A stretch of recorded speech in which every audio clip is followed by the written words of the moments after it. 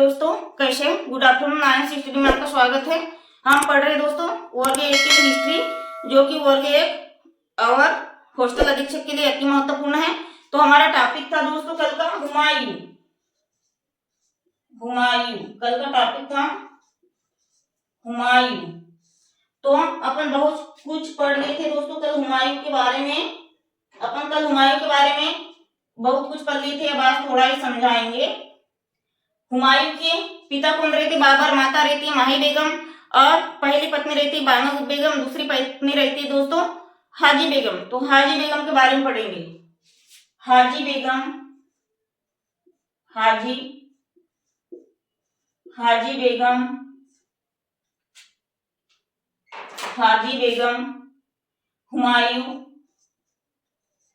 हुमायूं के याद में, आज इसीलिए लिखवा रहे क्योंकि हमने कल इसको समझा दिए थे। याद में दिल्ली में ताजमहल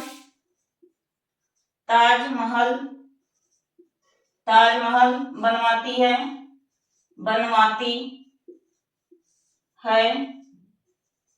और उस ताजमहल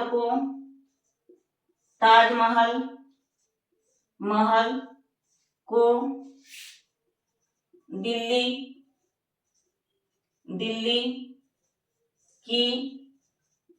दिल्ली की फोड़ नकल के नाम से जाना जाता है। अब दूसरी लाइन में लिखेंगे दोस्तों हुमायूं का निर्वासन काल 1545 से 1550 तक रहता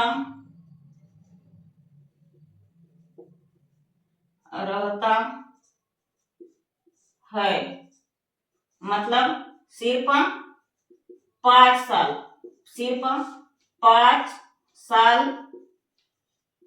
सालों तक शासन करता है। ठीक है, कौन शासन करता है?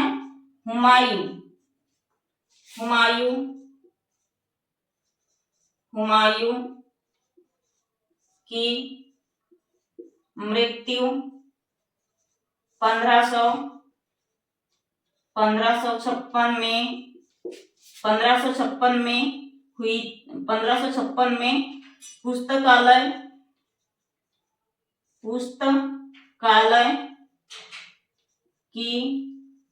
पुस्तकालय के सीढ़ियों से गिरकर हुई थी।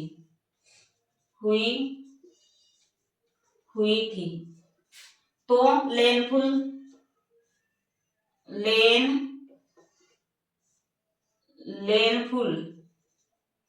लेनफुल का कथन है।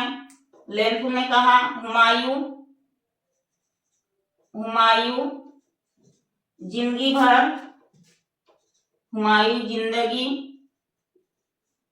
भर लड़खड़ाते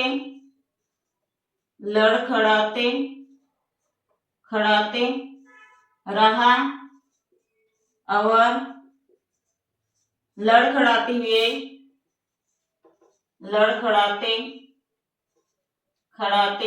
मृत्यु हो गई। ऐसा किसने कहा दोस्तों? लेनफुल ने। मृत्यु हो गई। ठीक है, इतना स्क्रीनशॉट कर लीजिए जल्दी से।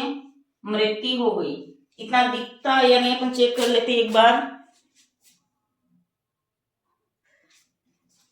तो दोस्तों ये हमने कल समझ लिए थे, फिर भी समझा देते हैं।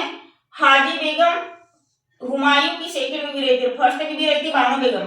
तो हुमायूं की याद में क्या करती है, दिल्ली में ताजमहल बनाती है। उस ताजमहल को क्या कहते हैं, फोड़ नकल के नाम से जाना जाता है। ताजमहल को किस नाम से जाना जाता है, फोड़ नकल से। और हुमायूं का निर्वासन काल कुल 1545 से 1550 का होता है, मतलब सिर्फ कितने साल शासन किया, 5 साल। अब हुमायूं की मृत्यु कहाँ होती है, 1556 में। कहाँ से, पुस्तकालय भवन की सीढ़ियों से गिर के हो जाती है। तो ये बहुत महत्वपूर्ण है कोटेशन। लेपू लेख कहता है, हुमायूं जिंदगी भर लड़खड़ाता रहा, लड़खड़ाते हुए एक दिन मृत्यु हुई। हुमायूं ने चंदेरी का युद्ध किसके साथ किया था, मतलब शेरशाह सूरी के साथ 1528 में किया था। तो उसमें भी हुमायूं पराजित हुआ, हार गया। और 1539 में चौसा का युद्ध किया, किसके साथ, शेरशाह सूरी के साथ, तब भी हुमायूं हार गया। और 1546 में काय का युद्ध होता है, कन्नौज या बिलग्राम का युद्ध होता है, किसके साथ, शेरशाह सूरी और हुमायूं के साथ। तो फिर भी तीसरे युद्ध में भी हुमायूं हार जाता है। तो हुमायूं का फिर भारत में रहने का मन नहीं करता और फिर क्या करता है, वो भारत से भाग जाता है। ठीक है, ये इसकी कथा रामायण थी। अब इसका प्रवचन हो गया खत्म। अब अपन पढ़ेंगे शेरशाह सूरी। जल्दी से स्क्रीनशॉट ले लीजिए।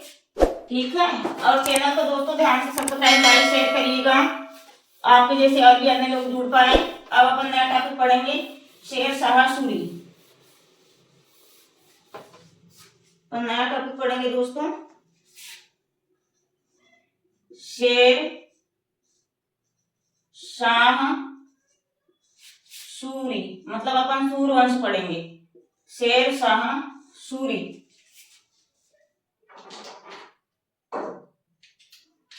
शेर शाह सूरी, तो इसका भी टाइम पीरियड है 1545 से 1550 तक। मतलब शेर शाह सूरी, तो शेर शाह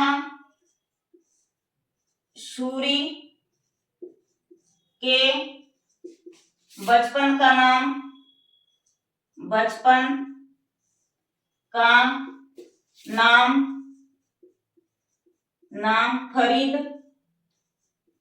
फरीद रहता है।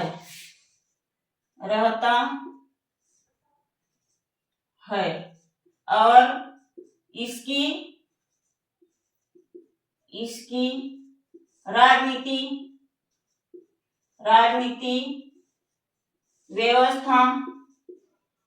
इसकी राजनीति व्यवस्था इतनी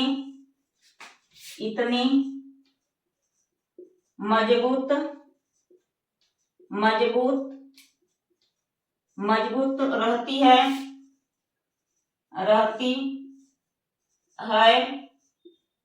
कि यह बाबर का पूर्वगामी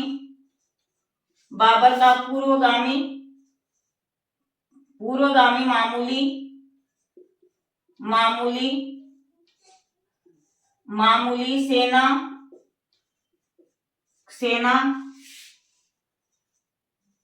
कहलाता है।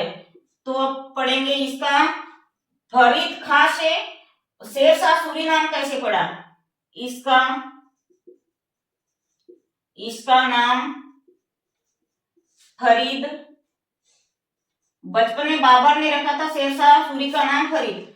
इसका नाम फरीद से शेर शाह सूरी, नाम बहाल खां लोदी ने इनका प्रशासनिक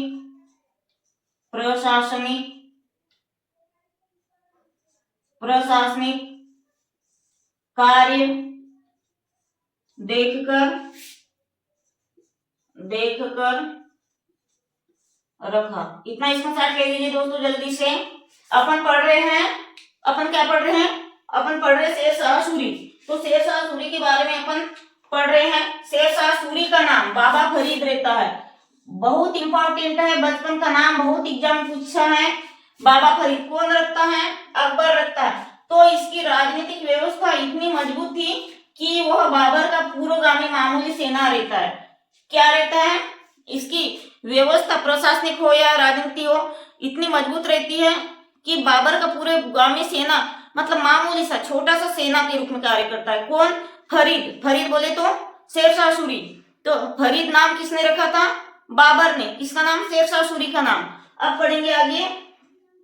अब पढ़ेंगे इसका नाम फरीद से शेरशाह सूरी किसने रखा और क्यों रखा? बहुत ही महत्वपूर्ण है। तो कौन रखा दोस्तों? बहार खां लोधी ने रखा। किसने रखा? बहार खां लोधी ने। इनकी प्रशासनिक कार्य देखे तो इतना स्क्रीनशॉट कर लीजिए। अपन अभी ओनली नाम पे डिस्कस हो रहा है, सिर्फ नाम पे। तो शेरशाह सूरी का बचपन का नाम फरीद था। फरीद नाम किसने रखा था? अकबर ने। और फिर फरीद से शेरशाह सूरी नाम किसने रखा? बहार खां लोधी ने। अब फरीद से शेरशाह सूरी नाम बहार खां लोधी ने रखा, लेकिन क्यों रखा अभी हमने पढ़े नहीं है। क्यों रखा? अब इतना स्क्रीनशॉट कर लीजिए, अपन आगे बताते हैं कि क्यों रखा। ठीक है, हो गया। चैनल को थोड़ा लाइक सब्सक्राइब शेयर कर लिया करिए दोस्तों। आप लोगों की संख्या बहुत कम रहती है, हम इतना अच्छा कंटेंट दे रहे हैं आपको।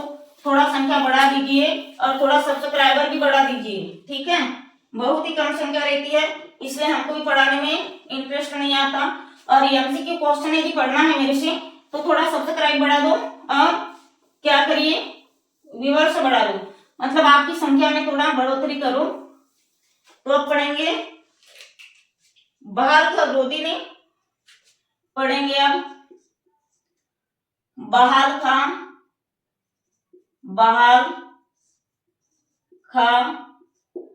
लोधी ने फरीद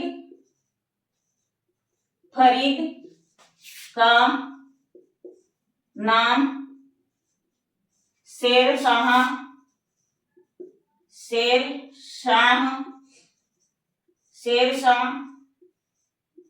सूरी इसीलिए रखा क्योंकि अब इसका कारण पढ़ेंगे। क्योंकि एक बार बहाल खां लोधी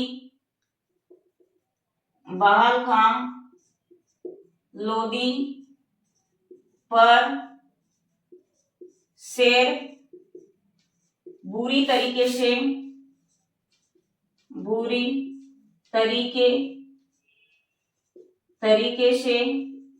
आक्रमण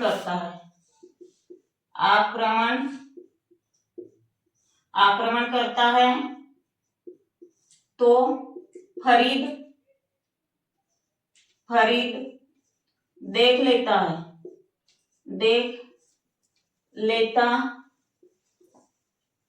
लेता है। तो फरीद देखने के बाद क्या करता है? फरीद देख लेता है तो क्या काम करता है? फरीद देख लेता है और जाकर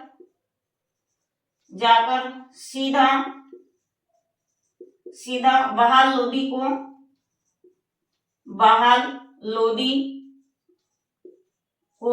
बचाकर शेर की गर्दन को तलवार से काट देता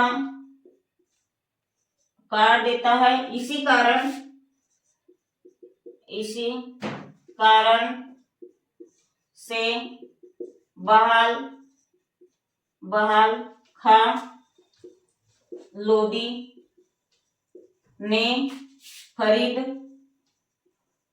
फरीद का नाम शेरशाह सूरी रखा। शेरशाह सूरी रखा। ठीक है, इतना स्क्रीनशॉट कर लीजिए। हिस्टोरी समझ में आ गई? आई या नहीं? तो शेरशाह सूरी का टाइम पीरियड भी इतना ही होता है। बाल का लोदी के बचपन का नाम रहता है फरीद, तो फरीद नाम इसीलिए रखा गया दोस्तों, मतलब फरीद के बाद में बाहर का लोदी पर शेर बुरी तरीके, बाहर का लोदी पर कौन आक्रमण करता है? शेर बुरी तरीके से। तो ये जो बाबा फरीद रहता है, क्या बाबा फरीद देख लेता है, तो वहां जाकर सीधे क्या करता है, बाल का लोदी को बचाकर शेर की गर्दन काट लेता है। कैसे काटता है? तलवार से काट देता है। इसी कारण बाल का लोदी ने फरीद का नाम शेरशाह सूरी रखा। आ गए इतना समझ में? और शेरशाह सूरी का एक बहुत ही महत्वपूर्ण कोटेशन था, मुट्ठी भर बाजरे के लिए संपूर्ण साम्राज्य छोड़ दूंगा, मुट्ठी भर बाजरे के लिए संपूर्ण साम्राज्य छोड़ दूंगा। और शेरशाह सूरी ने ग्रांड ट्रक का निर्माण कराया, जीटी रोड का निर्माण कराया। शेरशाह सूरी ने कर व्यवस्था लागू की, बाजार व्यवस्था लागू की और 138 मतलब 170 तांबे का सिक्का, 170 चांदी का सिक्का चलवाया और 380 चांदी का 380 तांबे के दाग चलवाए। ठीक है, 130 चांदी का जीतल और 380 ग्राम का तांबे का जीतल चलवाया और जीटी रोड का निर्माण करवाया। बाजार व्यवस्था शेरशाह सूरी ने करवाया और जितने भी नहर वहर है, नहर का निर्माण शेरशाह सूरी के द्वारा। ठीक है, आगे इतना समझ में। और शेरशाह सूरी का बहुत ही महत्वपूर्ण कोटेशन था, मुट्ठी भर बाजरे के लिए संपूर्ण साम्राज्य त्याग दूंगा। ठीक है, तो आज के लिए इतना ही दोस्तों, स्क्रीनशॉट कर लीजिए, प्रॉपर तरीके से आप नोट्स बनाइए और प्लीज आप मेरे चैनल को ज्यादा से ज्यादा शेयर करिएगा। और जितने भी लोग अभी देख रहे हो मेरा चैनल, मेरा वीडियो, मेरी क्लास, तो जितने भी लोग देख रहे हो सबसे पहले तो मेरे चैनल को सब्सक्राइब करिए, थोड़ा सा अपने हाथ के अंगूठे को कष्ट दे दीजिए, सब्सक्राइब करिए और ज्यादा नहीं तो 2 या 3 लोगों को आप मेरा वीडियो शेयर करिए दोस्तों। जैसे आप देख रहे हो, आप मेरी क्लास से बने हो, जैसे और भी लोग जुड़ेंगे, जितनी जल्दी आप लोगों की संख्या होगी, आप लोगों की संख्या बढ़ेगी, हम बहुत ही जल्दी एमसीक्यू क्वेश्चन कराएंगे। तो आज के लिए इतना ही दोस्तों, धन्यवाद, जय हिंद।